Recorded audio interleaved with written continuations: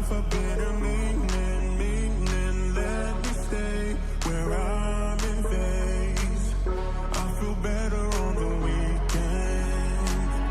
I feel better on the weekend. Give my life a better meaning.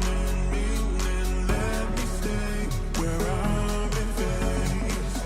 I feel better on the weekend.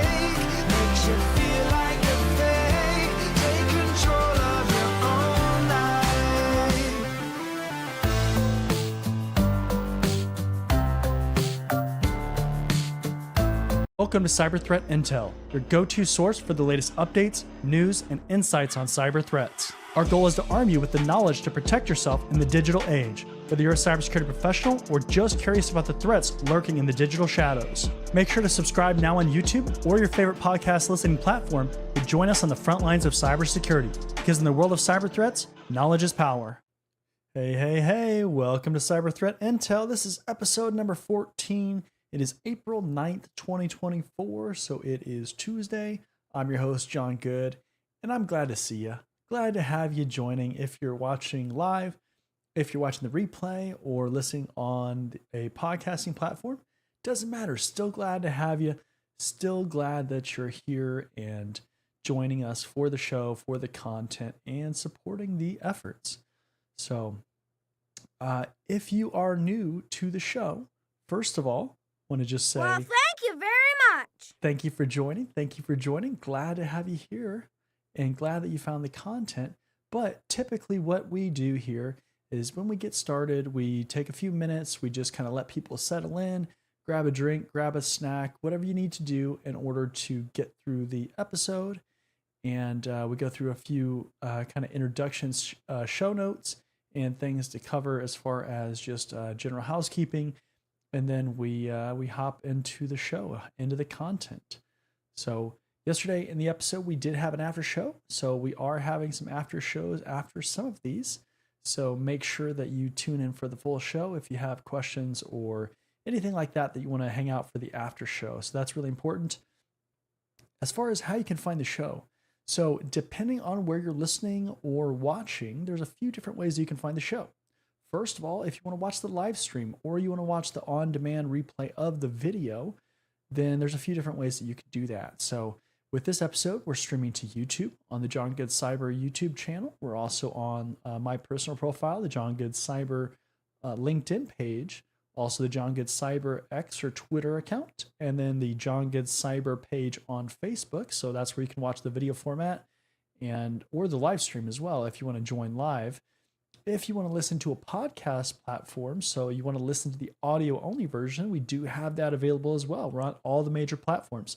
So if you just go to your platform, search for Cyber Threat Intel, you'll find us. We're going to be right there. Hopefully the first show on there, and you'll be able to listen to it there as well.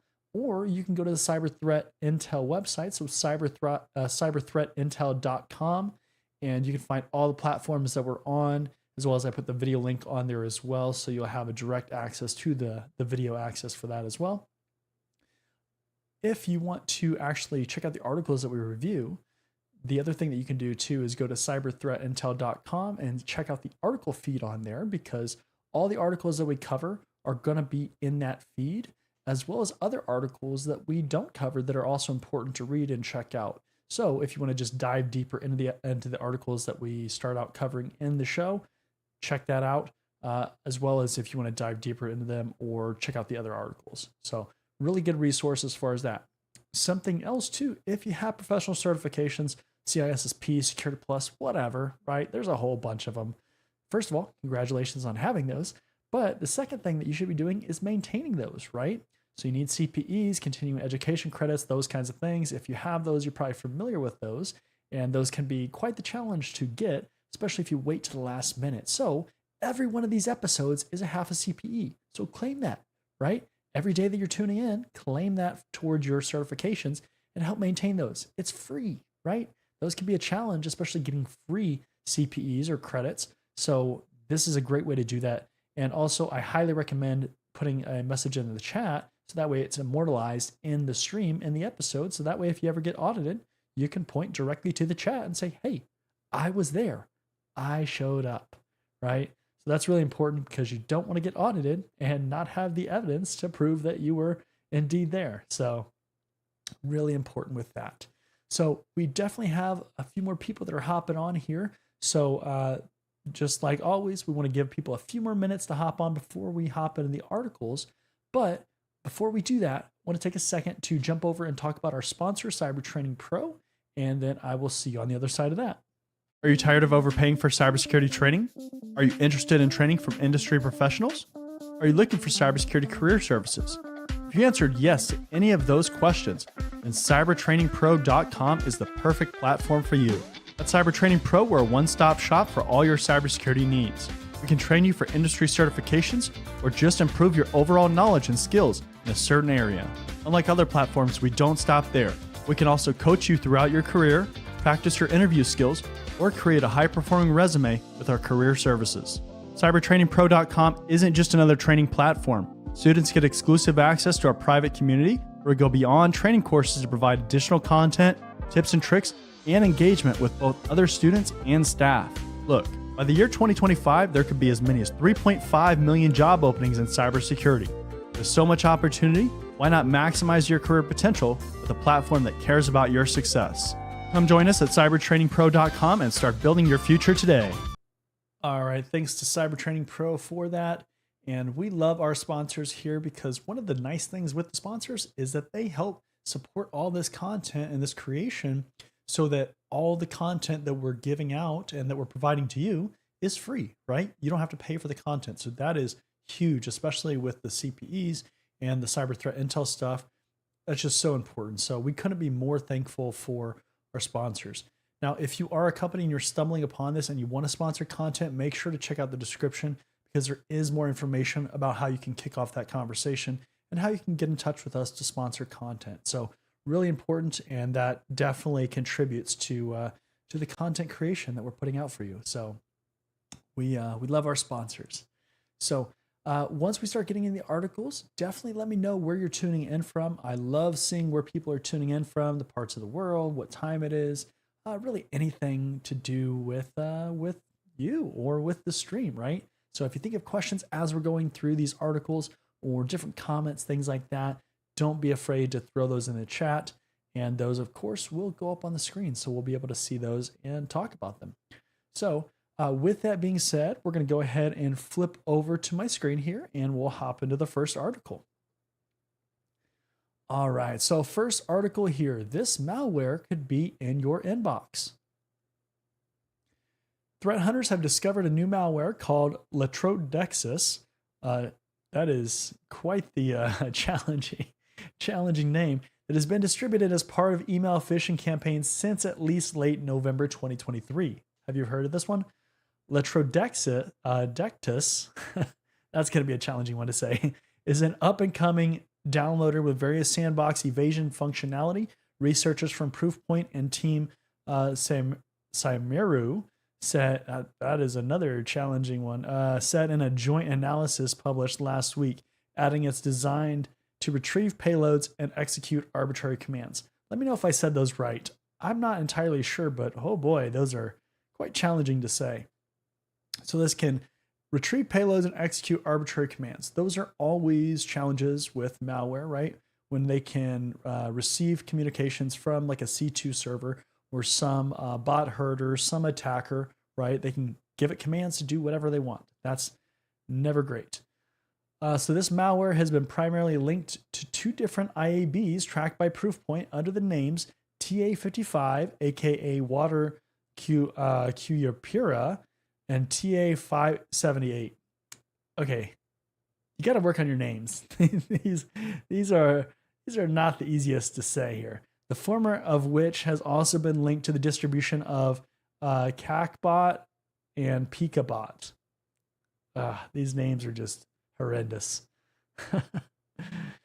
So typically with malware, right, a lot of times what we see different indicators or different signs, different pieces of evidence, different clues that malware is attributed to certain groups or it carries similar characteristics, right? So from a threat intelligence standpoint, we're always trying to attribute certain attacks or certain malware, things like that, to certain groups because that helps with identifying controls that you can put into place, right, to prevent those groups.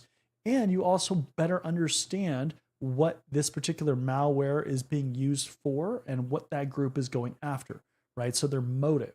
And so that is a really important part about cybersecurity in general, but definitely with threat intelligence. And Clyde says, tuning in from Georgia, USA. Hey, Clyde, how's it going? So it is roughly 8:15 there, it looks like. So that is awesome. Glad to have you this evening for you. Attack chains leverage contact forms, and this is on the article. Attack chains leverage contact forms on websites to send legal threats regarding alleged copyright infringement to targeted organizations. The links embedded in the messages direct the recipients to a bogus website to trick them into downloading a JavaScript file that's responsible for launching the main payload using MSI exec. So that's one thing that we see with a lot of malware, right? Is that it's a multi-stage payload or multi-stage attack chain, right? Typically, and if you've not heard me say this before, typically the initial stage is very small, right? It's just something very minimal that calls out to some other source. And obfuscating that or kind of breaking it up into multiple stages helps reduce the likelihood that it's going to be caught, right? Like that's just the whole strategy with that. And it makes it more challenging to kind of link the pieces together, right? And so with this one in particular, they're saying that it is being leveraged to do a form of a hoax, right? So these legal threats regarding alleged copyright infringements, basically to get somebody that is kind of unsuspecting and says, yes, that seems kind of legitimate. So I'm going to go ahead and click on this link. And then I end up downloading this JavaScript file, right?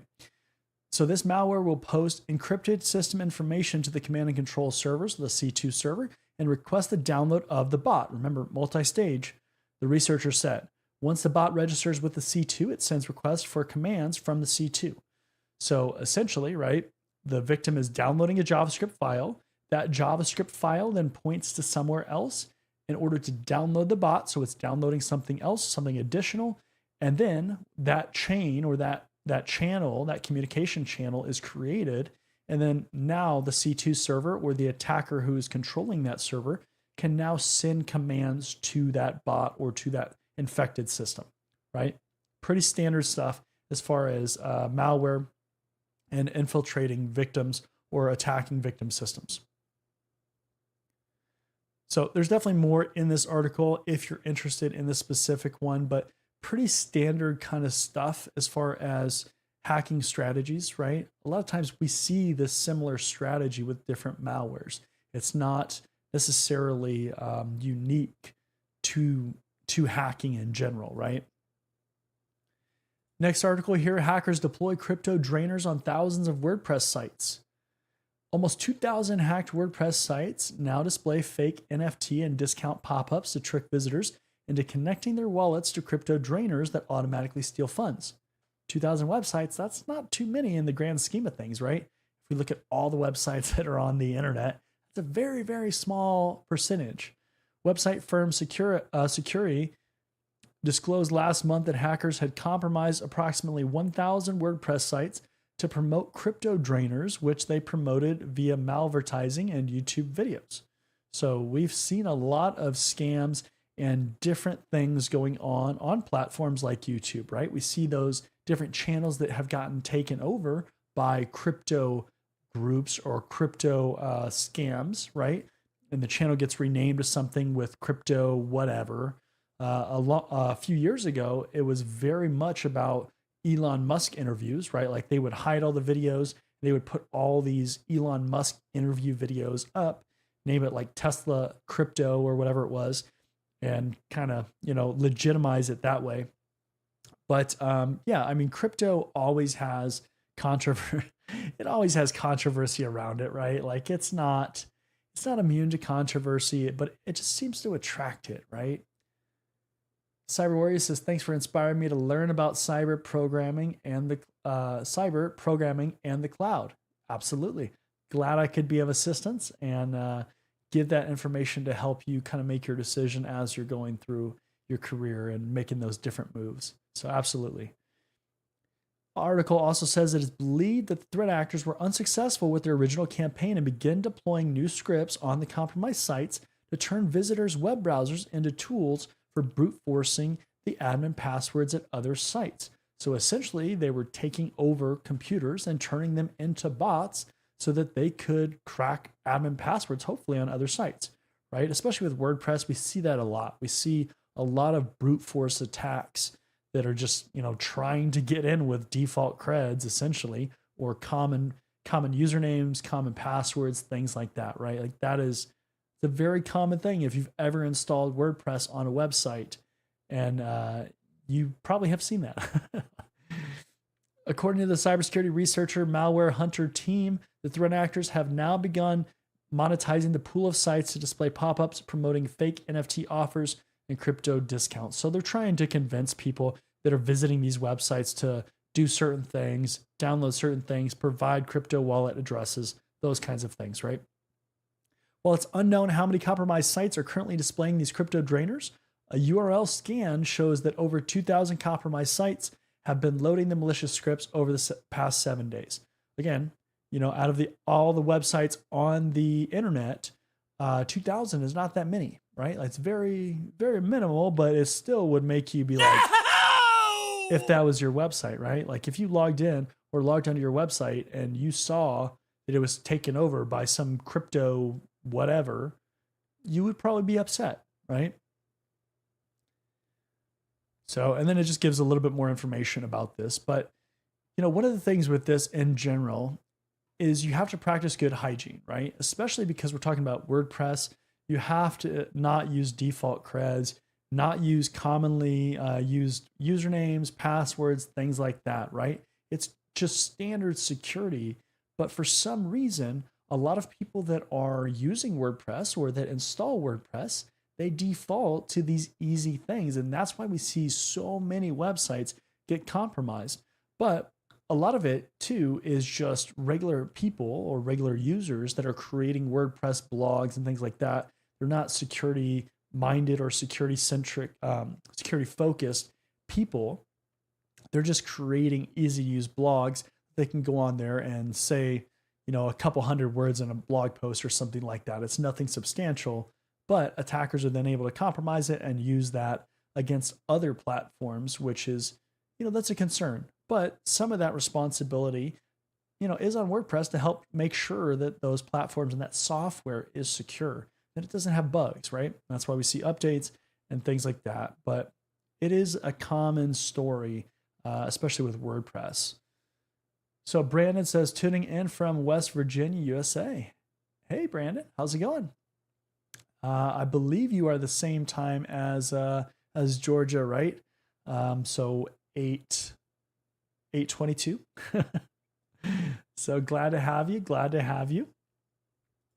Thanks for tuning in. I appreciate it. I love seeing familiar faces when people join the stream frequently. Love seeing new faces on the stream. So love seeing all the people that we're getting joining the stream. We've been having a lot of success across all the platforms. So appreciate everybody joining, everybody tuning in. And even if you're watching the replay, right, and you're not live, you're still welcome, right? Definitely love to have people on the live stream. But either way, glad to get the information out to you. So next article here, CrowdFence is offering a larger $30 million exploit acquisition program. Zero-day broker firm CrowdFence announced a $30 million offer as part of its exploit acquisition program. CrowdFence is a world-leading research hub and acquisition platform focused on a high-quality zero-day exploits and advanced vulnerability research.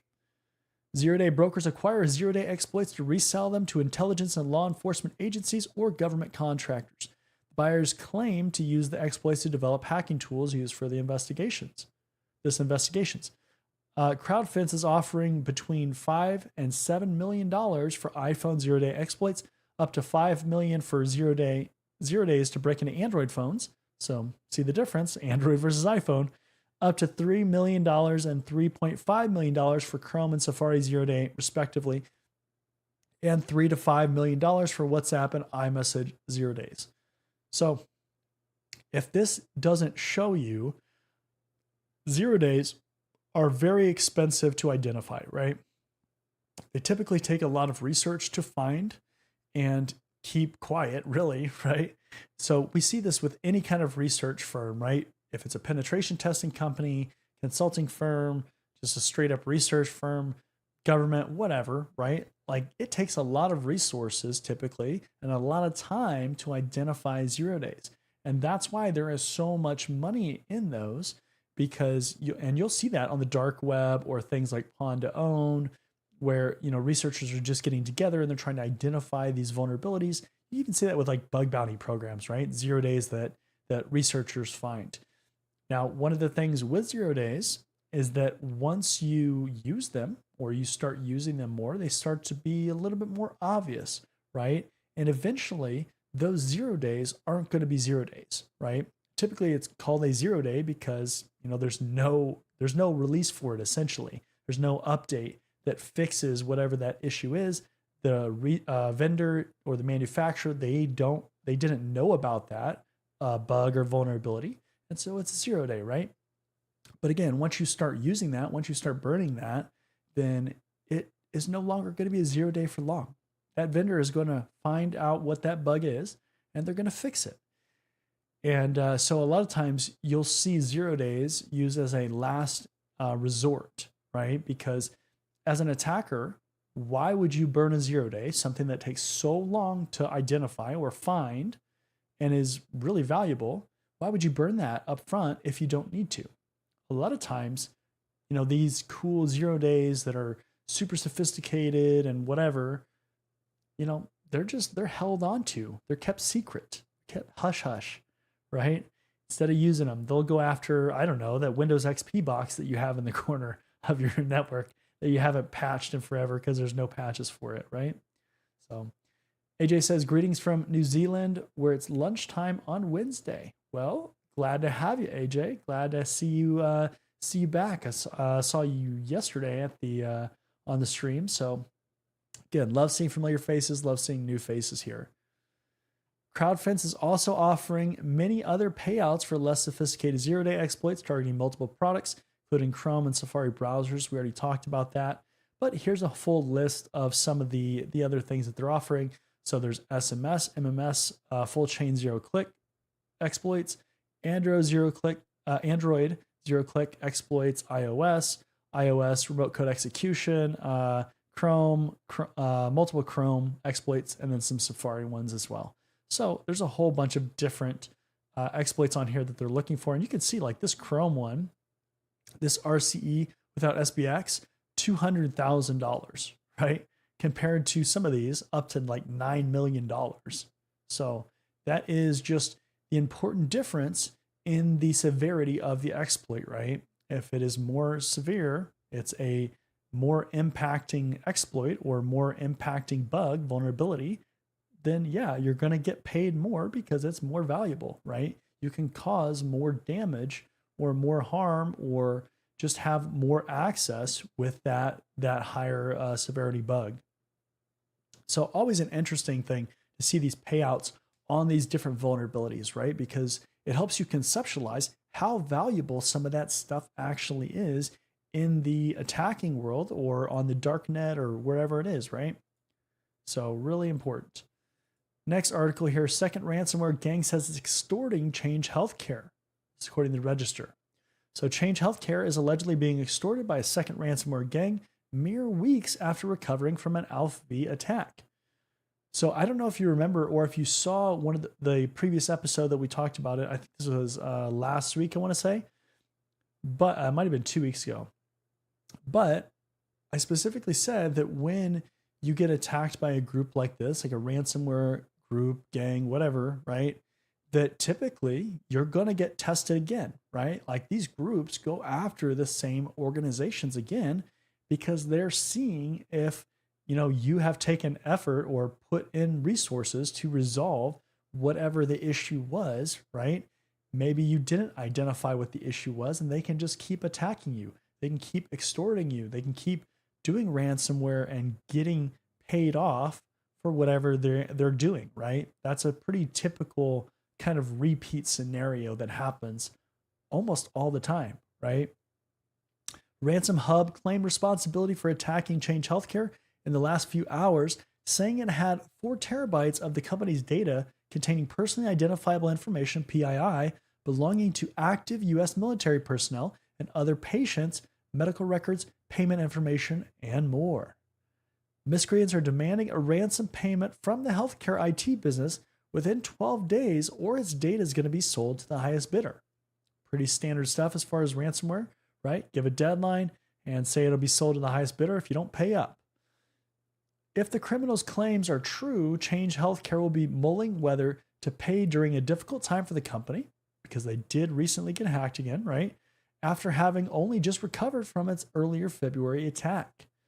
The org is alleged to have paid a $22 million ransom to Alpha V following the incident. So following the previous incident, a claim made by researchers monitoring a known Alpha V crypto wallet and one backed up by Ransom Hub.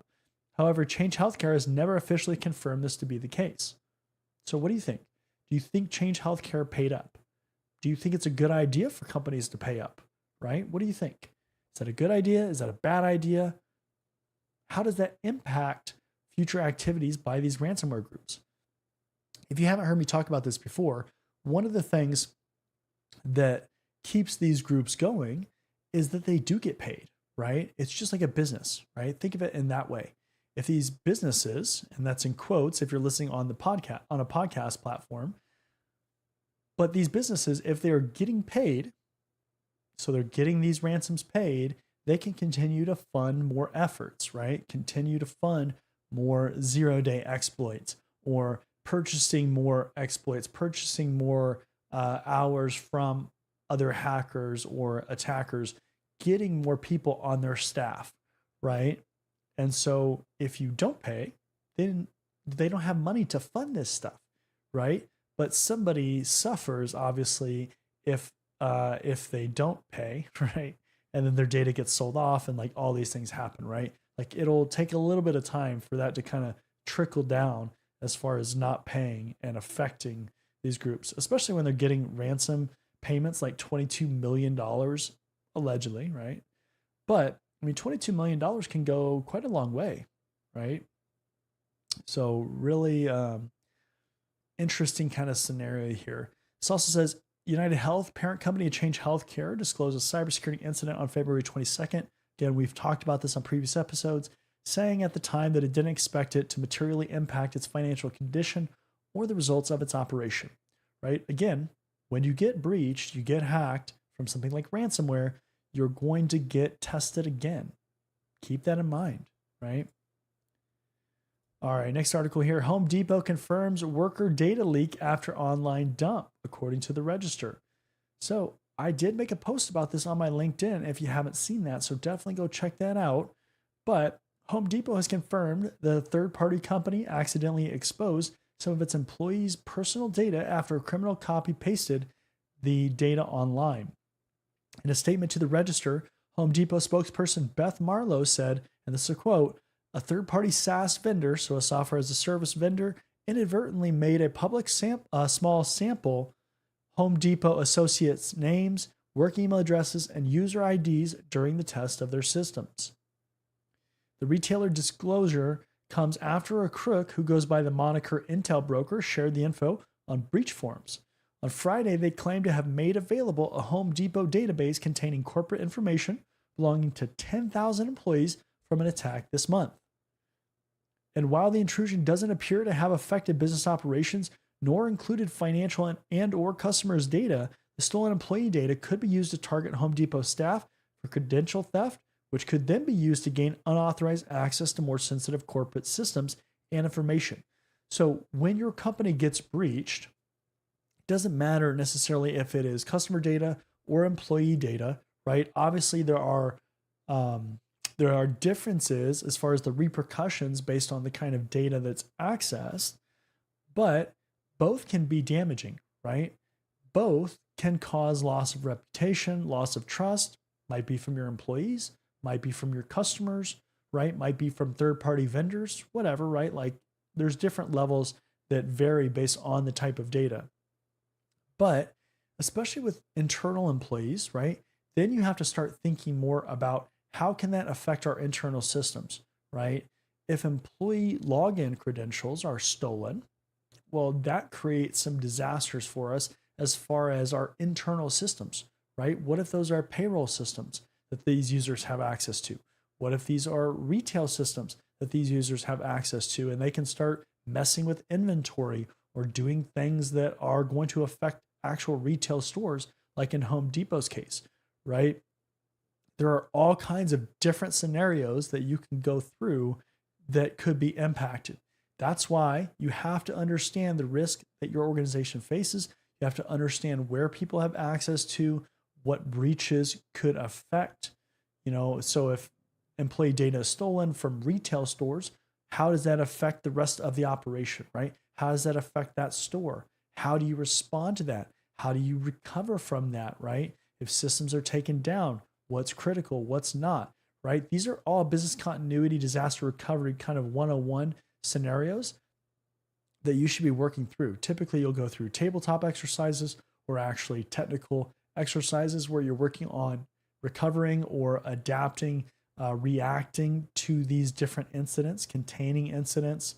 And think about that, the whole incident response process. So the whole pickerel process. So preparing, identifying, containing the incident, eradicating that, recovering the systems, and the lessons learned from that process, right? That whole process is an ongoing thing that you have to use in your organizations, right? You can't just ignore incidents, obviously, because that's bad, not only initially, but then in the future too, when you get retested. Again, these groups, they always try to retest, right? It's like they test you and then they realize that they got in, and then they come back a little bit later just to see if you put some controls in place, right? Does the same exploit or the same scenario work? The same strategy, the same technique, right? So we see this all the time. Justin says, what's up? Hey, Justin, how's it going? Happy Tuesday. Glad to have you on the stream here. Glad to have you live. The article says the corporation, which claims to be the world's largest home improvement retailer, employs about 475,000 associates, so a lot of people, at more than 2,300 mega stores across the US, Canada, and Mexico. Home Depot's revenue for the 12-month period ending January 31st reached $152.7 billion, according to its financial statements. So Home Depot is not a small fish, right? And a lot of this stuff with scale becomes significantly more important, right? When you have small organizations, obviously, major things, breaches, things like that can put a company out of business, but their, revenue scale is somewhat small a lot of times. When you're looking at over $1 billion, so in this case, $152 billion, that is massive scale, right? There is a lot on the line with that kind of organization. So as you grow in your organization and your footprint, are you scaling your security measures, right? So doing security at a small company versus doing security at a large company or a company that is growing at scale very rapidly, those are all different things, right? Those are different skill sets. Those are different things, different scenarios that you have to consider, different risks. And there's a whole bunch of different things that kind of go into it, right? Because scale, if you have problems at a small company, it's one thing, right? But as you scale, if you keep those same problems, those become dramatically more difficult to fix. It takes a lot longer to fix those issues. So that's why you have to think ahead as you're scaling in organizations and how you're scaling your security program. All right, let's keep rolling here. Sweeping bipartisan comprehensive data privacy bill to be introduced by congressional leaders. And Justin says, how does leaks, this is crazy. Yeah, I mean, leaks in general are not something to mess around with. Those can be very catastrophic for any organization, especially if it's really sensitive information, right? Back to the article here. The sweeping bill envisioned by Senator Maria Cantwell, Democrat out of Washington, and Representative Kathy McMorris Rogers, a Republican out of Washington, elevates privacy to a consumer right, preempts a patchwork of state laws that have been friendly to big tech, and give Americans the right to stop the transfer and sale of their data, the legislators said in a joint statement. The newly unveiled bill would supersede McMorris-Rogers' prior attempt at comprehensive data privacy legislation, the American Data Privacy and Protection Act, ADPPA, which has been stalled in committee.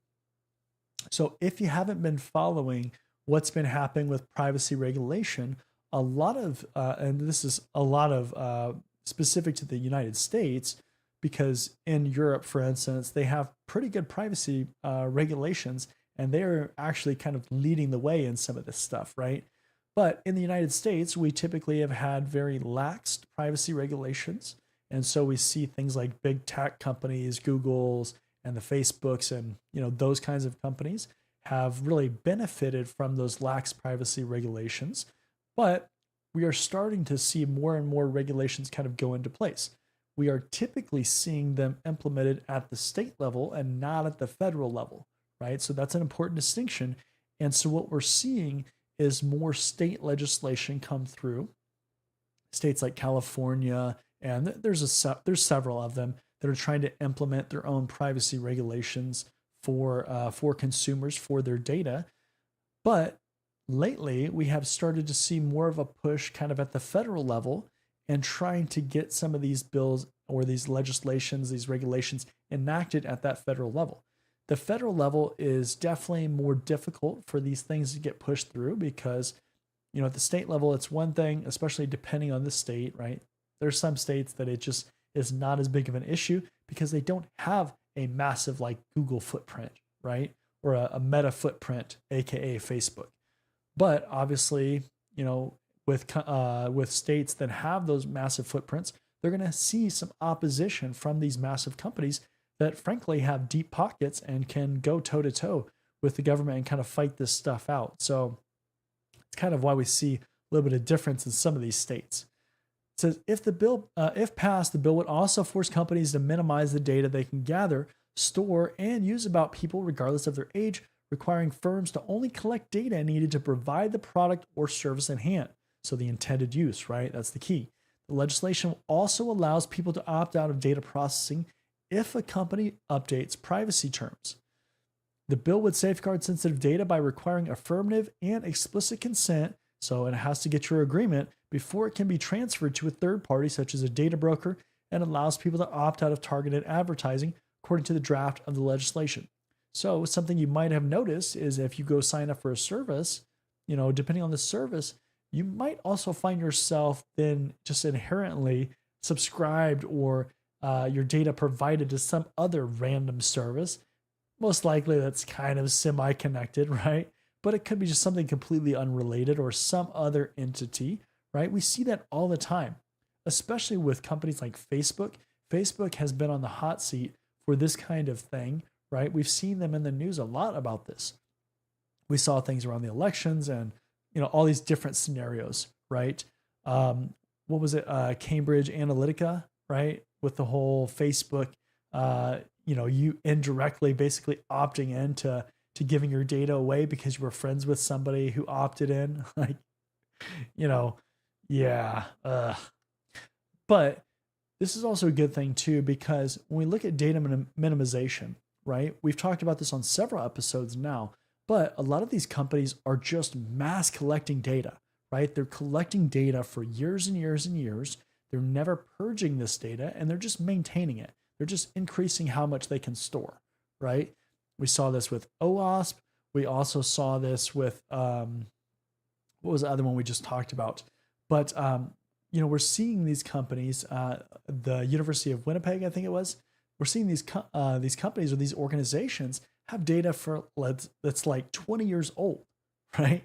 And then they get breached. And then it's like, well, yeah, like your data from like 2003 or 2010, 2011 was compromised in this. It's like, what? Why? You weren't even using that data. So it is just, I can't, these companies that are just like maintaining all this data that literally has no relevance to what they're doing, yet you as a person, you as an individual, it could impact you, right? Because it's still data that kind of belongs to your person, right? Like it's data relevant to your life or things that you've done. It's just so sad to see. And frankly, I mean, it's about time, right? It's about time we had a little bit more privacy regulations on the kinds of data and how much data you can maintain. And even from a company standpoint, right? if you're collecting data and you're maintaining it for 10, 20, 30 years, right? And something happens to that data, you're on the hook for that, right? Like that is your responsibility because you maintain that data. And it is just, but as we saw in that recent, the recent episode with the University of Winnipeg, you can get 2 years of free credit monitoring. Jeez. Oh boy. No! That just makes me smack my head, right? Facepalm, right? The legislation also would establish a new data privacy focused bureau at the Federal Trade Commission, which has recently shown new aggression in pursuing data privacy violations, particularly involving the sale of geolocation data. So the ability to track people, right? There's a quote here. It says, this landmark legislation gives Americans the right to control where their information goes and who can sell it. McMorris, Rogers, and Cantwell said in their joint statement, it reins in big tech by prohibiting them from tracking, predicting, and manipulating people's behaviors for profit without their knowledge and consent. So again, you're going to have to consent to the ability for these companies to sell the data. Really, really important. Justin says, I want some money. Yeah, you should get some money for your data being sold off, right? Especially when they just like sell it right away as soon as you give it. And it's to things that aren't even related or they're outside of that company. It's so frustrating, right? I get so frustrated when things are not even related. And then I start getting emails or something about some service. I'm like, I know I didn't give you my data because I would not give you my data. I don't want whatever you have, right? Whatever service you're offering. It is so annoying. I hate that. So that'll probably hurt data brokers too, right? So they can't just buy off this data and then sell it off themselves too after the fact. So it'll be interesting to see how that plays out, right? So can't wait. Can't wait. Next article, cyber attack on UK's CVS group disrupts veterinary operations. UK veterinary service provider CVS Group has announced that it suffered a cyber attack that disrupted IT services at its practices across the country. The company employs 9,100 people, so 9,100 people, including 2,400 veterinary surgeons and 3,400 specialized nurses. So that's a pretty decent size amount of staff, right? Upon discovery of the incident, CVS took immediate steps to isolate the issue, and this is a quote, and to prevent wider unauthorized access, took its IT systems temporarily offline as part of the group's response plan. So they had a response plan. I always love it, at least when there's a plan, right? If a company gets breached and they have zero plan, they have zero idea of how to respond, that's way worse than at least if they have a plan to respond, right? Because at least then that company is doing due diligence to actually put some measures in place or put some response capabilities in place. So, and Jagat, is that how you say it? Let me know if that's not how you say it, but is from India, Odisha. Cool. What time is it over there? I'm curious. Let me know. And this is another quote. Our responses to contain the threat of malicious activity have caused considerable operational disruption over the past week, but to date have been effective in preventing further external access to CVS systems. So they're saying effectively that their response has been appropriate, has been effective as far as containing that incident, right? And so again, we talked about the whole process of incident response, preparing, identifying, containing, eradicating, recovering, and lessons learned, right? That is very relevant for this exercise. And typically what happens is, again, at the end of these incidents, after you go through everything, your goal is to identify issues or ways that you can improve, right? You do not want to suffer a repeat offense or a repeat incident because you didn't do the root cause analysis, identify what actually happened, how you can fix it, right? Those are all key things that you absolutely have to take into account when you're doing incident response, and not just when you're doing it, right?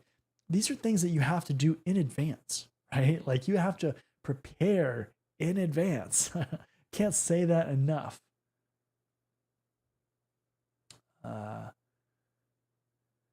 Love from Pakistan. Glad to have you here from Pakistan. All right, awesome. Justin says, is there a business opportunity here? There are so many untapped markets in the cybersecurity and privacy realms that there are so many possible business opportunities that you could do, right? And that's one of those things too. It's like, if you're interested in identifying that, go out there and try it out. Do some research. See if there's other companies that are doing the same kind of things or that are doing that. See what kind of business they have, right? That can give you a lot of insight as far as, potential opportunities. There are so many opportunities in tech in general.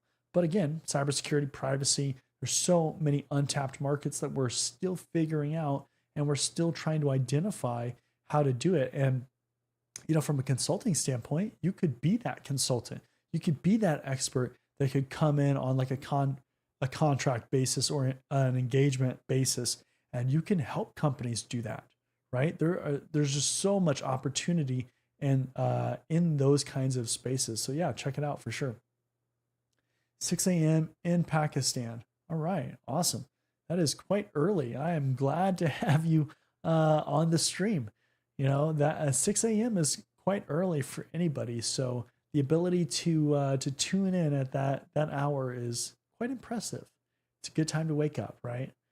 Get up early before the sun is up and start getting after the day. So glad to see it. Let's see here. The company noted that the incident impacts only UK practices. So again, this is for the CVS article, as operations outside the UK are not hosted on CVS infrastructure. The notice also disclosed that the cyber incident has accelerated the strategic plan to migrate all IT infrastructure to the cloud, which according to CVS will provide enhanced security and operational efficiency. This is a key point here for anybody in cybersecurity or trying to get into cybersecurity, is that we've talked about this before, right? Companies are trying to move a lot of things to the cloud. There are tremendous advantages for going to the cloud, right? Better cost savings, right? You don't have to go buy a data center or build out a data center with all this equipment that you're not completely using to its max efficiency, scale. There's all these different products that you can use and benefit from in the cloud that are not necessarily available to on-premise environments. There's just so much advantage to that.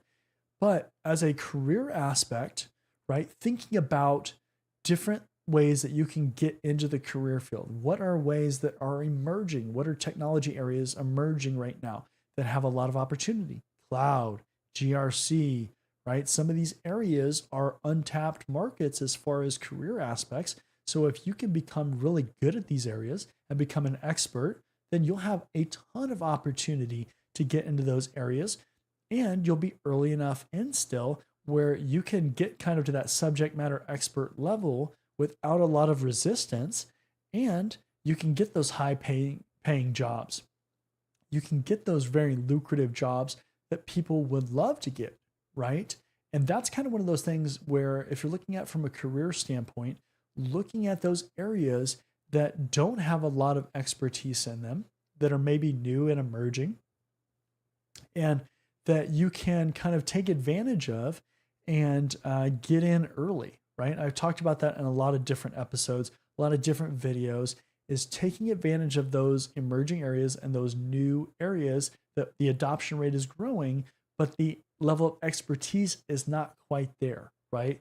There's a whole lot of demand, not a lot of supply of skilled workers. Those are the areas that you can definitely benefit the most from and go really fast in. A lot of people are trying to go fast in this career field, and they go for like things that are very established, things that are very kind of set in their ways as far as like pay scales and the job opportunities that are there and how many people they need for those jobs. And that's not always where the highest payoff is going to be, right? It's like a lot of things. That's just very consistent, right? If it's a very stable role, you know, the payoff might not be as high as some of these other areas where, you know, there just isn't that expertise, right? So let's see here. All right, so that is the last article for today. And just like always, with a lot of these, and GRC stands for Governance, Risk, and Compliance. So with a lot of these shows, and again, this is the last article of this episode, but a lot of these shows, we do have an after show, as well as if you have questions, you can ask them throughout the stream. If we can get to them, we can definitely answer those kind of as we go. But also, if you have questions and you kind of think of them after the fact, or if we're not able to get to them for whatever reason, then you can definitely always leave a comment, and I'll get back to you on those, or joining the after shows. So on some of the episodes, we'll have the after shows, and you can ask them there. We can talk about those. Also on my Discord, we are starting to do monthly Ask Me Anythings, so you can check out those as well. And those are also a great way to get questions answered. As far as cybersecurity specialization and final year projects, definitely check out the rest of the videos that I have on the channel. I actually have a projects playlist.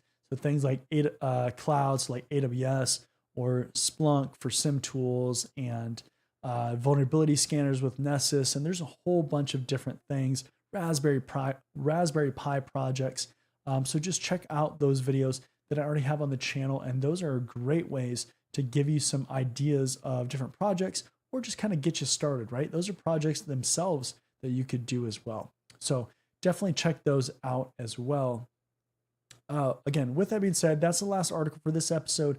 Depending on where you're listening or watching this from, there's a lot of different ways. If you need to find the show, again, obviously we're on the John Good Cyber YouTube channel, so you can always find us there. That's our home base, as well as John Good Cyber on LinkedIn, the John Good Cyber Twitter or X account, John Good Cyber Facebook page.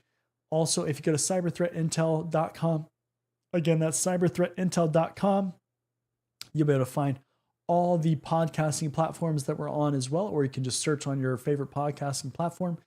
Also on the website, the cyberthreatintel.com website, you can find the article feed. So if you want to read more about these articles that we covered, or other articles that are important and that you should also check out, but we didn't have time necessarily to get to those, then definitely check out the feed as well. If you're a company and you're interested in sponsoring content, make sure to check out the description, because there's more information about how you can kick off that conversation and sponsor content. We love sponsors. We love getting that sponsorship so we can make all this stuff free, right? We can support the content, create more and more content. So really, really valuable. And we love sponsors. So definitely check that out. So with that being said, again, if you have any questions or anything like that after the fact, just leave them in the comments. We'll get to them. And with that being said, we're going to wrap it up. This is episode, again, 14 for Cyber Threat Intel. This is April 9th, 2024. And until next time, I'll see you in the next one. Are you tired of overpaying for cybersecurity training? Are you interested in training from industry professionals? Are you looking for cybersecurity career services? If you answered yes to any of those questions, then cybertrainingpro.com is the perfect platform for you. At Cyber Training Pro, we're a one-stop shop for all your cybersecurity needs. We can train you for industry certifications or just improve your overall knowledge and skills in a certain area. Unlike other platforms, we don't stop there. We can also coach you throughout your career, practice your interview skills, or create a high-performing resume with our career services. CybertrainingPro.com isn't just another training platform. Students get exclusive access to our private community, where we go beyond training courses to provide additional content, tips and tricks, and engagement with both other students and staff. Look, by the year 2025, there could be as many as 3.5 million job openings in cybersecurity. There's so much opportunity, why not maximize your career potential with a platform that cares about your success?